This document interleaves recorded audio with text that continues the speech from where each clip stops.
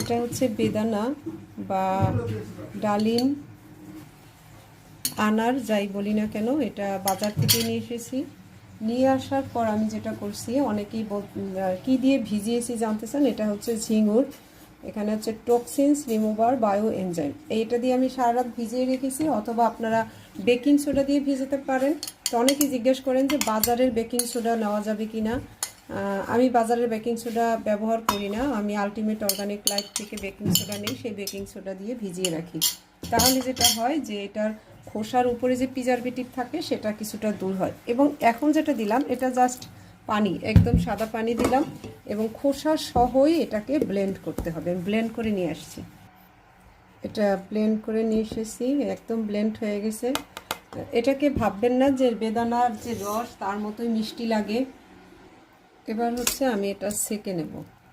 তো এটা ছাকার জন্য আবার একটু পানি দিয়ে এটা ধুয়ে নেই, একটু লেগে আছে।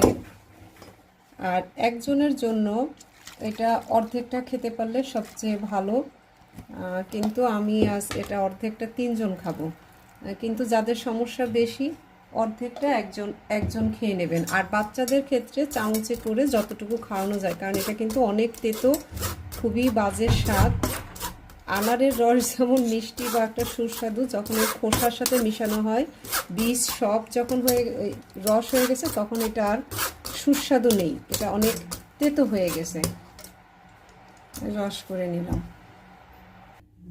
এবার বলি এটা কতদিন খাবেন, কতটুকু পরিমাণ খাবেন। তো বললামই, পূর্ণবয়স্ক একজন অর্ধেকটা খেলেই হবে।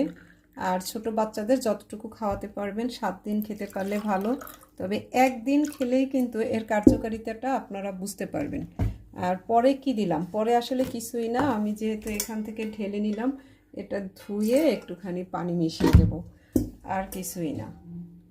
একদিন খেলেই আপনারা বুঝতে পারবেন। যাদের অনেক গুঁড়াকিডনিতে একদম খুবই আক্রান্ত, ওষুধেও কাজ হয় না, তারা এই মহা ওষুধটা খেয়ে দেখবেন এবং আমাকে জানাবেন যে কমছে কিনা।